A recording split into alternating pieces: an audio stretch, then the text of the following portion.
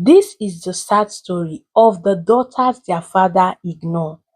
Once upon a time, in a bustling town in Nigeria, lived a man named Pa Mbankwe, a rich electronic dealer with a giant shop and large ego. He had two sons, Obinna and Chisom, and two daughters, Adaeze and Chika. Everyone see him as a blessed man. He had wealth and also had children.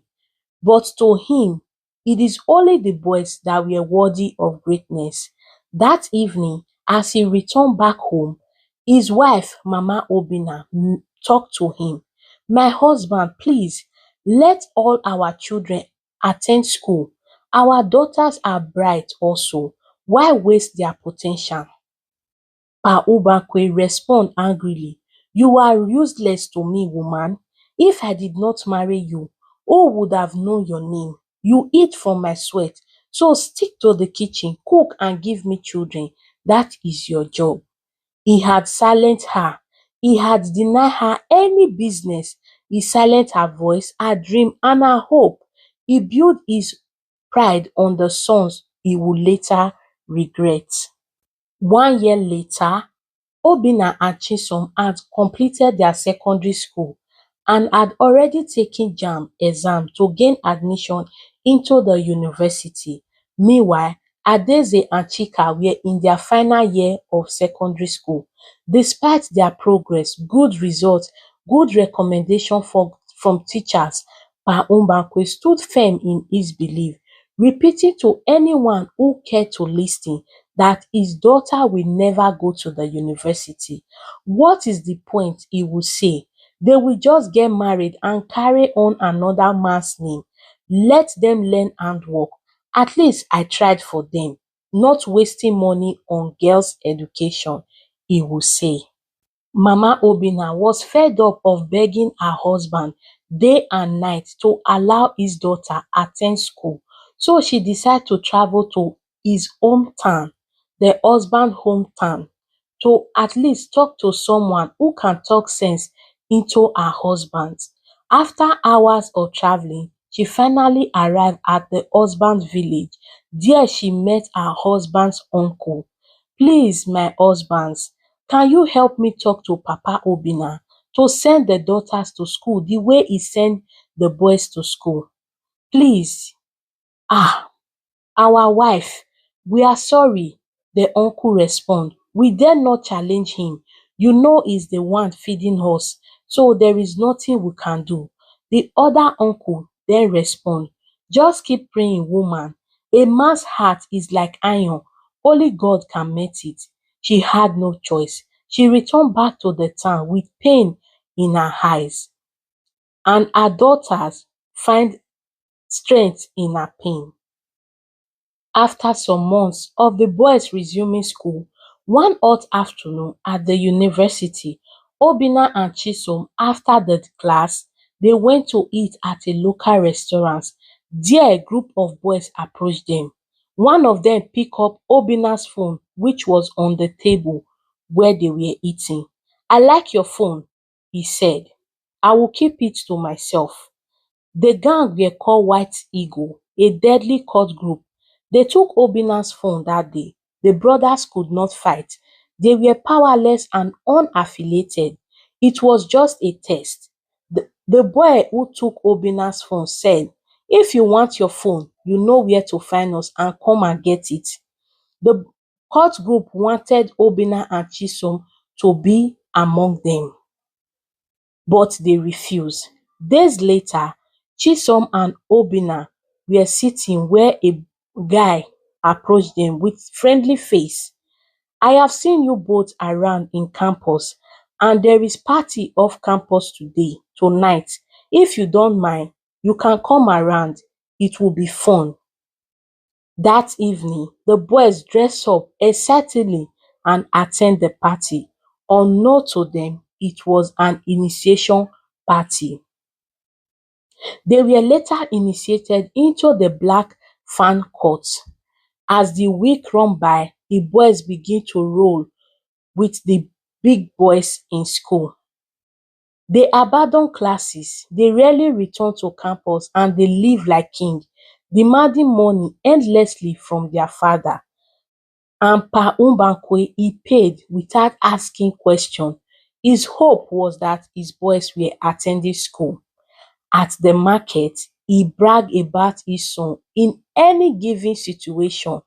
He would say, my sons are in the university. One is studying law, the other is studying business administration. My boys will take over my empire once they are done. His friend Pa Ken will add, but women also strive in business.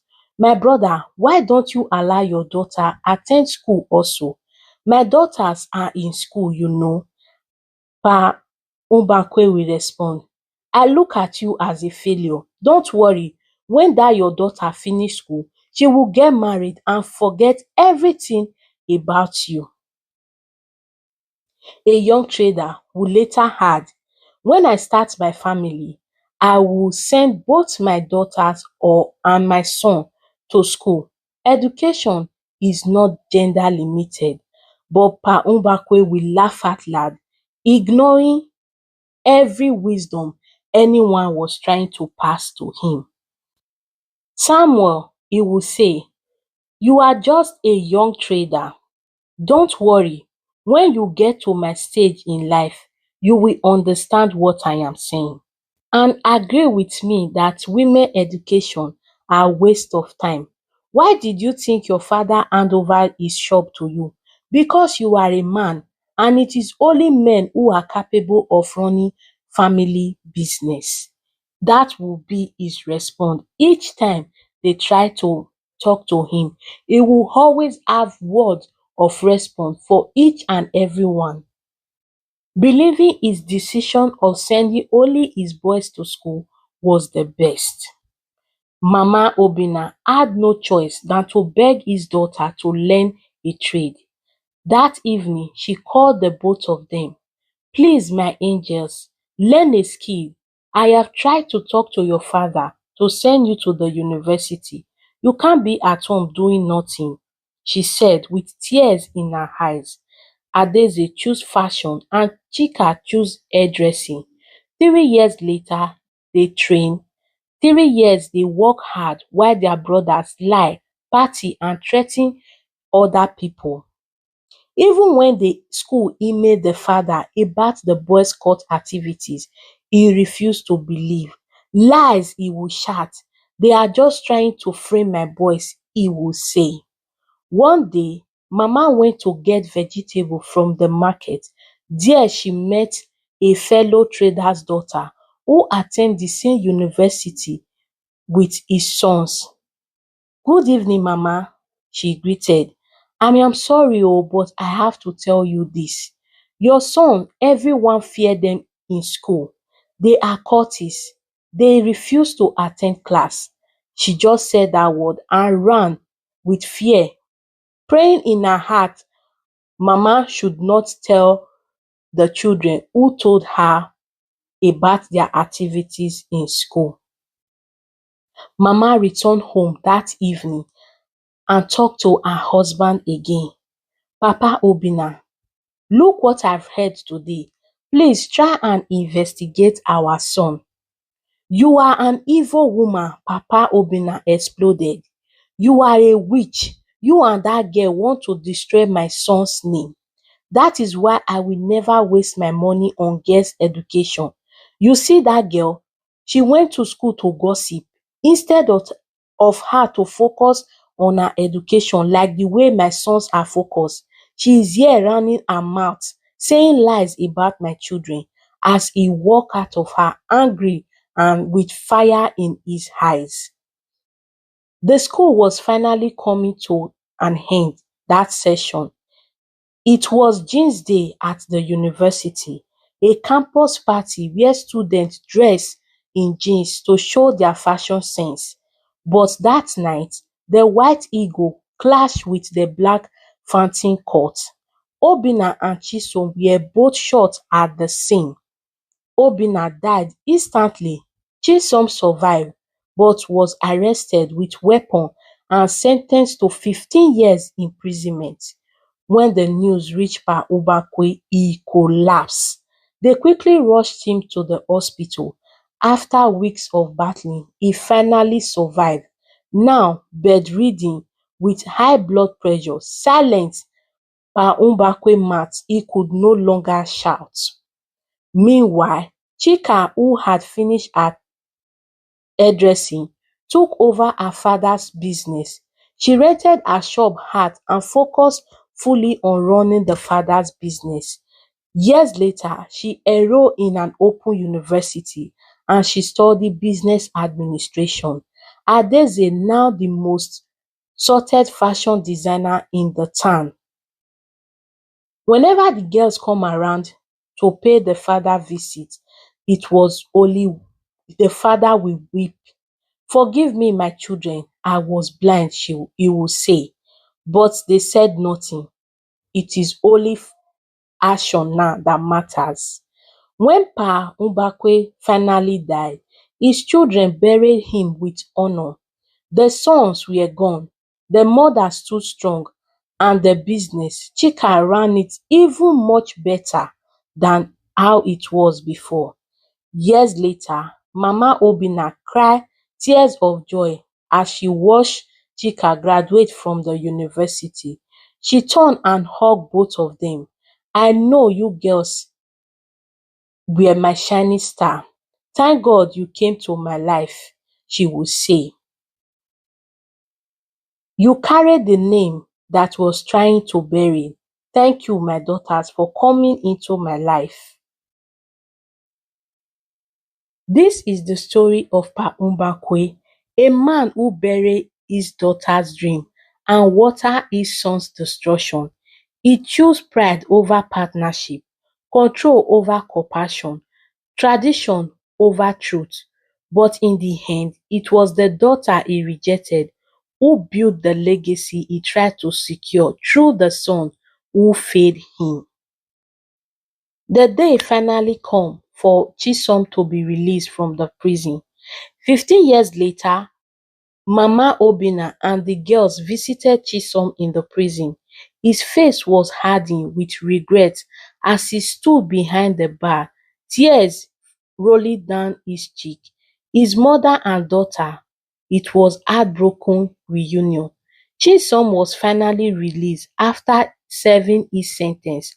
Humble and broken, he returned home and began to learn how to repair car. He had learned his lesson the hard way, but it was not his fault. It was his father that encouraged every of his activities.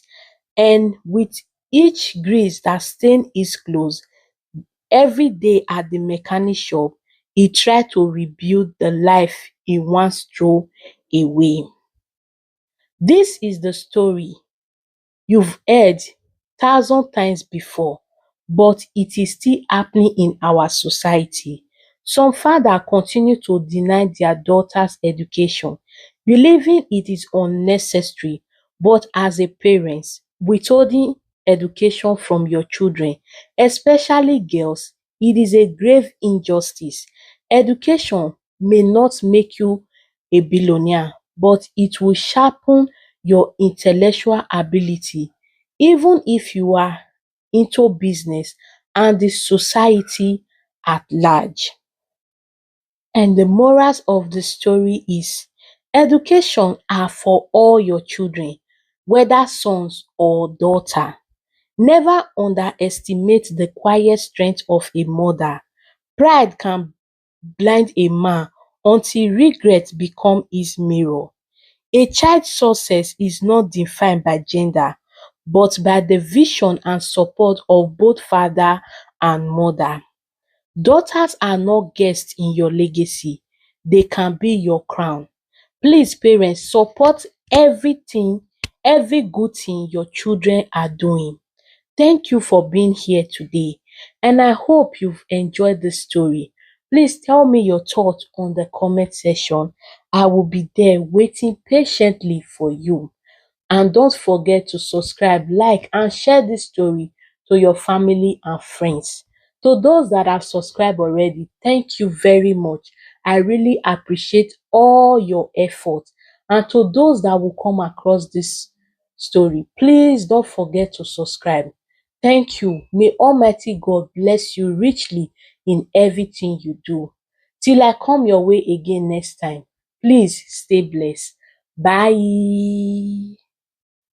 Please, guys, I want to beg you for a favor. If you come across my Facebook page, TikTok, Instagram, and YouTube, please do not hesitate to follow, like, share, and comment. To new and old follower, God bless you.